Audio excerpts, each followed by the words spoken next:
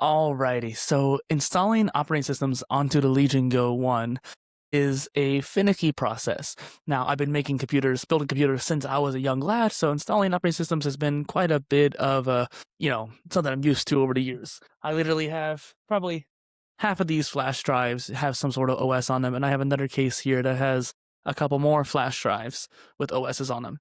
I got to the point now where somebody's died because of Balena Etcher, which is why you should use Rufus if you're going to install an operating system. But I keep them around just in case I can get them to work again. Also, too, I don't know which drives are on these because they don't have any labels, so I need to get a label maker because I don't know what operating system versions are on here. So I think I need to actually go through and probably wipe all of these. Essentially, I even started using my SD cards as like a boot loadable media because I didn't know what to use for a flash drive. So my point is, installing operating systems is not new to me, but I've been trying to play around with some new ones. So I messed with like OS on my Intel NUC, and it was interesting, but I don't like how you have to use so much terminal in the Arch-based distros. And I'm used to GNOME anyways when it comes to Zorin. And Bazite has the option of doing GNOME or KDE, and so I decided let's go ahead and go with the GNOME version of Bazite, and there's also a specific version for the Legion Go. So let's go ahead and try that out.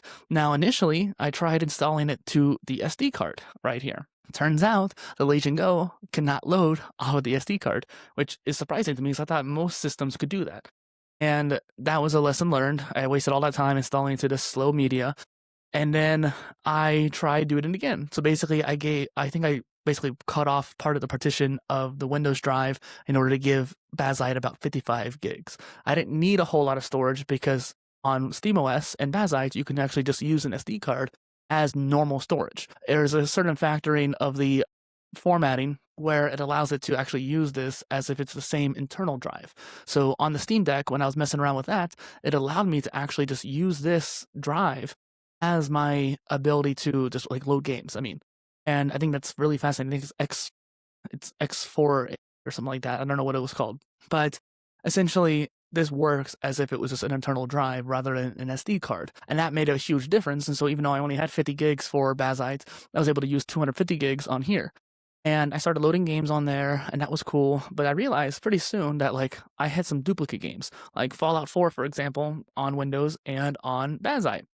Now, I would like to play the Bethesda games natively again, but it's one of those things where, vanilla-wise, I want to freaking mod those games. And Vortex on Linux is not really supported yet, and I don't necessarily know whether or not I want to put those games modded on the SteamOS. So I realized I need to have Windows still in order to have any sort of Legion updates and firmware updates and have the Legion Space app and update my stuff. And I also need Windows for the Bethesda games to mod them. Well, Bazite needs more storage space, and I want to actually use it more, especially since I want to be able to put emulators on there, and I didn't have enough space for it. I have about 200 gigs I need to be able to have for emulation stuff, because I have a lot of retro games that I've dumped over the years. Now, when it comes to changing volumes, especially after things have already been installed, that gets really complicated. And I'm not going to get into it much in this video, but I'll tell you what I did, and I'll tell you what happened afterwards. Maybe that should have been the hook at the intro of the video. So essentially, I shrunk the volume of the Windows drive from like 850 down to like 512, about half the drive. And then I wanted to go into Bazite and expand it. Wouldn't let me do it. So I got the bootloader, I got one of the boot media in order to get into a third OS, and that's what Gemini was telling me to do. And essentially, from that third OS, you can change the drive. You can't change the mounted volume while you're inside that volume. So you go back out and you try to move things around, and essentially, if there's any sort of partition in between you and the blank space, the partition you want to expand and the blank space you want to expand into, if there's some partition in between, you can't do that. So you have to move that partition over to the end and then give the rest of the space to that partition that you want. And I was having a hard time figuring that out. I didn't know that at first. I'm not used to messing with partitions this much. And I finally got it to work after trying it out. Basically, you had to go into Windows and turn off fast startup. That was the issue, because basically, if you have fast startup enabled, something's still running like 1 or 2% in the background of Windows. So it's not fully ever shut down. And because of that, you can't mess with the partitions, which is super weird to me. But also screw Windows, because they keep doing stupid stuff like that. But I realized at this point that, okay, I got it to work, and then it wouldn't load into Bazite. So I finally got it to actually partition correctly, get it split down the middle. It would not work. I don't know if you can hear the Legion Go going right now, but it's doing something. So what I ended up deciding was, I've been debating about this. I actually made a whole video about it on either this channel or the other channel. What do I want to do with all my computers? And even like moving different drives around, stuff like that.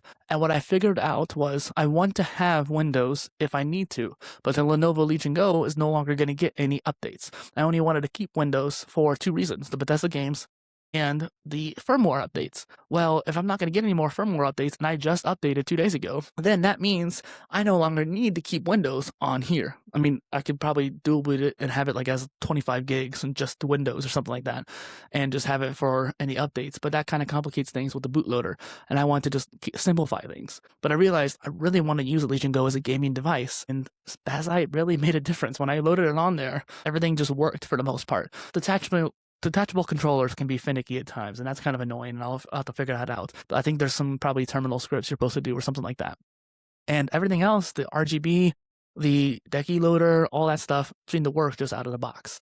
And so right now I'm reinstalling Bazite to the full drive. I'm wiping Windows. I'm wiping the old Bazite install and Windows, and I'm hoping that, since I put all my games on the SD card in the first place, I'm hoping that when I load it back up and load into my Steam account, all my games will be right there and I can just pull them up. I don't have to actually reinstall them. That'd be really cool, because this had 200 gigs of worth of games installed that I spent a lot of time last night doing. And then I have my external graphics card with a 2 terabyte in there. I might replace that with a 1 terabyte or something like that, but I can use that and maybe install Windows on that. And supposedly with the eGPUs now and AMD drivers, even on Windows, if you plug it in, the eGPU, it's supposed to be able to pick up what drivers it needs to be using. Back in the day, that wasn't the case. I'm hoping that it'll still kind of work like that. However, if I'm no longer having Windows on my device anymore, I don't have to worry about that. So if I plug in the eGPU while SteamOS is still loaded, then it should just pick that up and use that, meaning I can have an enhanced gaming experience on the desktop and have it all set up and just load it in and just kind of work out of the box.